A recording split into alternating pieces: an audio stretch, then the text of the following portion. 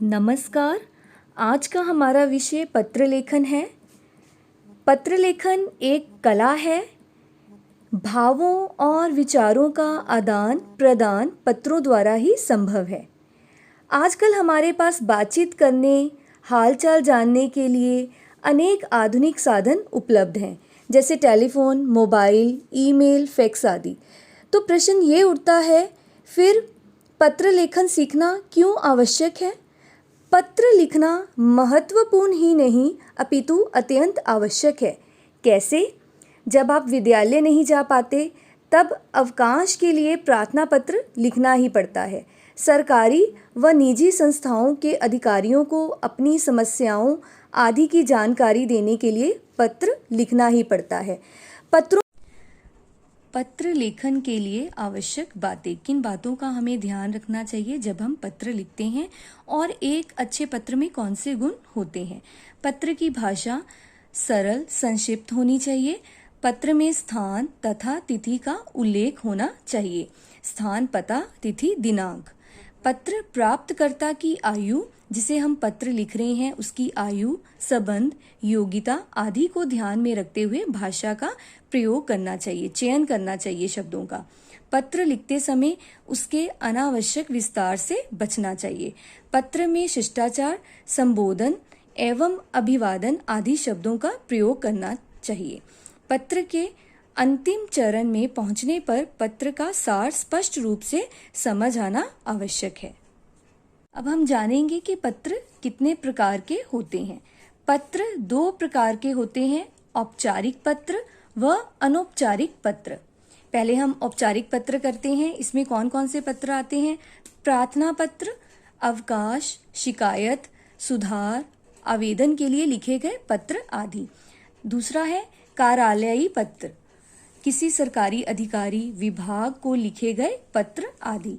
व्यावसायिक पत्र, दुकानदार, प्रकाशक, व्यापारी, कंपनी आदि को लिखे गए पत्र आदि। तो औपचारिक पत्र में ये सब पत्र आते हैं। दूसरा है अनौपचारिक पत्र। इसमें कौन से पत्र लिखे जाते हैं? अपने सगे संबंधियों, मित्रों आदि को लिखे गए पत्र अनौपचारिक पत्र कहलाते हैं। इन्हें व्यक्तिगत पत्र भी कहा जाता है, निजी पत्र भी कहा जाता है। जो पत्र हम अपने निकट संबंध वाले लोगों को लिखते हैं उन पत्रों को हम अनौपचारिक पत्र कहते हैं। औपचारिक पत्र, तो सबसे पहले अब हम औपचारिक पत्र का प्रारूप देखेंगे। पत्र पृष्ठ के बाईं ओर से लिखा जाता है कि पत्र को हमेशा जो पेज है उसकी इसी तरफ से शुरू किया जाता है।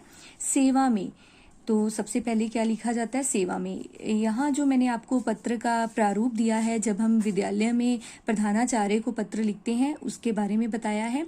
यदि हमें किसी और विभाग या कार्यालय में लिखना है तो यहाँ पर हम उस कार्यालय के पदाधिकारी का नाम या पद लिखेंगे और विभाग का नाम लिखेंगे। तो यहाँ अब हम स्कूल में लिख रहे हैं तो यहाँ पर क्या लिखेंगे?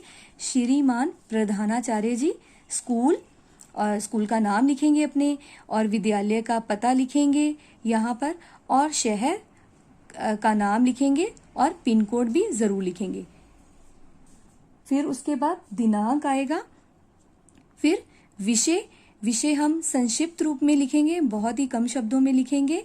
फिर महोदय जो है वो सम्मान सूचक शब्द है, तो इस विषय का आरंभ हम इसी से करेंगे।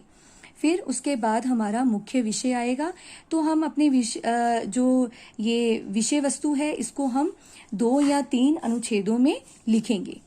फिर उसके बाद हम धन्यवाद लिखेंगे, आपका आज्ञाकारी शिष्य, और लड़कियां क्या लिखेंगी? आपकी आज्ञाकारिणी शिष्या।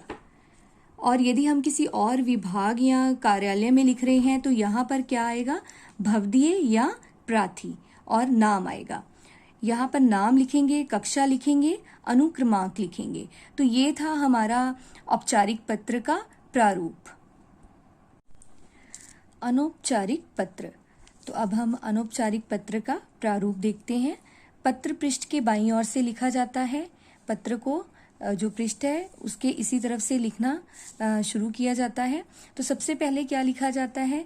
प्रेषक का नाम एवं पता, लिखने वाले का नाम और पता लिखा जाता है। तो क्या आएगा, मकान नंबर आएगा, शहर का नाम आएगा, पिन कोड आएगा, फिर उसके बाद दिनांक लिखा जाएगा, फिर संबोधन, हम किसे पत्र लिख रहे हैं उसके साथ हमारा क्या रिश्ता है, तो हम उसी के अनुसार ही यहाँ पर क्या लिखेंगे, संबोधन लिखेंगे। यदि हम अपने मित्र को लिख रहे हैं तो यहाँ पर क्या आएगा, प्रिय मित्र, और यथा योग्य अभिवादन, और मित्र के लिए हम क्या लिखेंगे यहाँ, सप्रेम नमस्ते। तो उसके बाद विषय वस्तु आएगा। विषय वस्तु में हम जो पत्र का आरंभ है वो कुशल मंगल सूचक शब्दों के साथ करेंगे। फिर मुख्य विषय आएगा कि किस हमने ये पत्र लिखने का हमारा क्या उद्देश्य है। फिर समापन आएगा।